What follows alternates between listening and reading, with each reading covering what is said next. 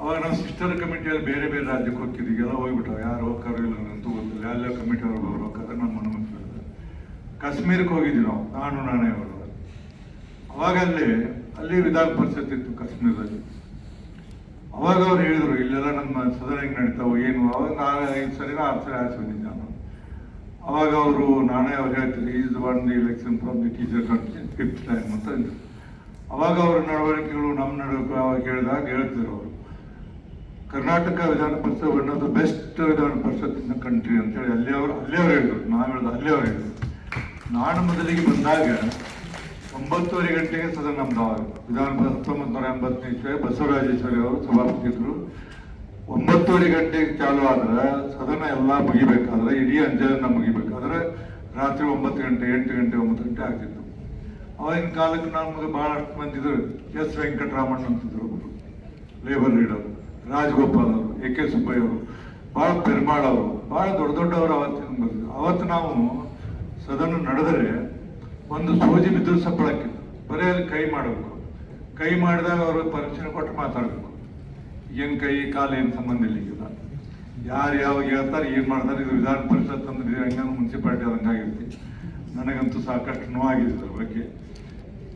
ಇವತ್ತು ಬರ್ತಾ ಬರ್ತಾ ಇದ್ರ ಗಣತಿ ಗೌರವ ಕಡಿಮೆ ಆಗುವಂಥ ಪರಿಸ್ಥಿತಿ ನಿರ್ಮಾಣ ಆಗತ್ತೆ, ಶುರುವಾಗೈತಿ. ಈಗ ಇದೇನಂದ್ರೆ ಚಿಂತಕರ ಚಾವಡಿ, ಹಿರಿಯರ ಮನೆ, ಇಲ್ಲೇ ಯಾರು ಪ್ರಾವೀಣ್ಯತೆಯನ್ನು ಹೊಂದಿರ್ತಾರೆ, ಯಾರು ಬಹಳ ಜ್ಞಾನವನ್ನು ಹೊಂದಿರ್ತಾರೆ ಅಂಥವ್ರು ಚುನಾವಣೆಯಲ್ಲಿ ನಿಂತು ಆರಿಸ್ಬರೋಕ್ಕಾಗಲ್ಲ ಅಂತೇಳಿ ನಾಮನಿರ್ದೇಶನ ಮಾಡುವಂಥ ಪದ್ಧತಿ ಇದೆ. ಹೆಂಗೆ ಸಂಗೀತದಲ್ಲಿ, ಆಮೇಲೆ ಶಿಕ್ಷಣದಲ್ಲಿ. ಈಗ ಹಿಂದೆ ಗಂಗೂಬಾಯಿ ಅಣ್ಗಲ್ ಇದ್ರು, ಮಲ್ಲಿಕಾರ್ಜುನ ಮನ್ಸೂರ್ ಇದ್ರು, ಖಾದ್ರಿ ಶ್ಯಾಮಣ್ಣ ಪತ್ರಕರ್ತರಾಗಿದ್ದರು, ಬೇರೆ ಬೇರೆಯವರಿಂಗೆಲ್ಲ H ನರಸಿಂಹಯ್ಯ ಶಿಕ್ಷಣ.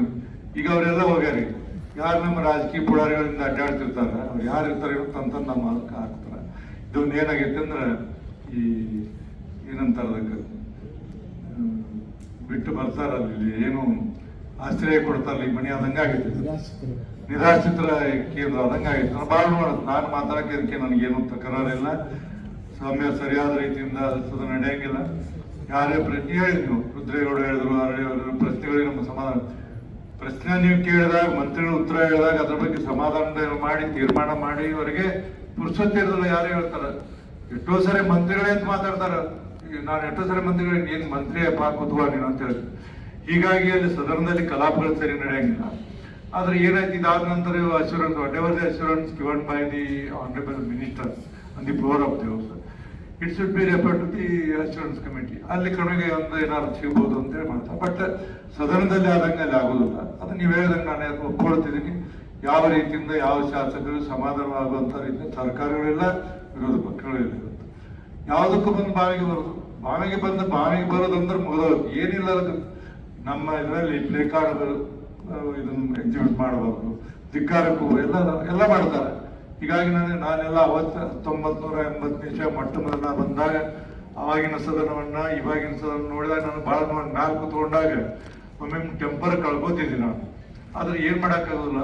ಅವತ್ತೇನು S ವೆಂಕಟರಾಮಣ್ಣ ಅವರು 3.5 ತಾಸು ಮಾತಾಡಿದ್ರು ಲೇಬರ್, 3.5 ತಾಸು. ನನಗಂటే ಜುಲೈ 9, 1981 ಇರಬೇಕು. 3.5 ತಾಸು ನಮ್ಮ ಪ್ರಶ್ನೆ ಸಿಗ್ತಾವ. ಇಡೀ ಜಗತ್ತಿನ ಎಲ್ಲಾ ಲೇಬರ್ ನಿಯಮಗಳನ್ನ ಅವತ್ತಿದ್ರು ಸದನದಲ್ಲಿ ಸ್ಟಡಿ ಮಾಡ್ಕೊಂಡ್ ಬರ್ತೀವಿ. ನಾವೇನ್ ಮಾಡ್ತೀವಿ, ಅಜೆಂಡಾ ಬಂದ್ ಕೂಡ ಹಿಂದಿನ ಏರ್ ಬುಕ್ಕಿಗೆ ತೆಗೆದು ಓದ್ಕೊಂಡು ಬರ್ತಿದ್ವಿ. ಆಮೇಲೆ ಇವತ್ತೇನಾಗುತ್ತೆ, ಪ್ರಶ್ನೆ ಕೇಳ್ತಾರೆ. ಪ್ರಶ್ನೆ ಕೇಳಿ 2 ನಿಮಿಷಕ್ಕೆ ಹೋಗ್ಬಿಡ್ತಾರೆ. ಇದು ಏನಂದ್ರೆ ಪ್ರಶ್ನೆ ಕೇಳಿ ನಾನು ನಿನ್ನೆ ಸೆಕ್ರೆಟರಿ ಅವ್ರಿಗೆ ಮಾತಾಡಿದೆ.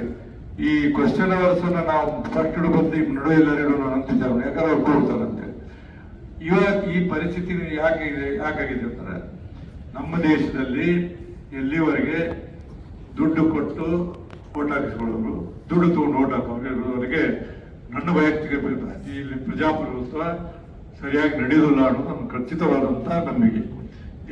ಇದೆಲ್ಲ ಸುಧಾರಣೆ ಆಗ್ಬೇಕಾದ್ರೆ ಏನ್ ಮಾಡಕ್ ಸಾಧ್ಯ? ನಾವು ಸುಧಾರಣೆ ಆಗ್ಬೇಕಾದಕ್ಕೆ ಕಾರಣ ಸುಧಾರಣೆ ಮಾಡಬೇಕು. ಅದೇನೇ ಇರಲಿ, ಇವತ್ತು ತಾವೆಲ್ಲ ಇಲ್ಲೇ 1 ಸರಿ ಬಂದಿದ್ದೀರಿ, 2 ಸರಿ ಬಂದಿದ್ದೀರಿ. ಸಾಕಷ್ಟು ತಮ್ಮ ಅನುಭವವನ್ನು ಹಂಚಿಕೊಂಡಿದ್ದೀರಿ. ನಿಮ್ಮ ಅನುಭವಕ್ಕೆ ನಾವೆಲ್ಲ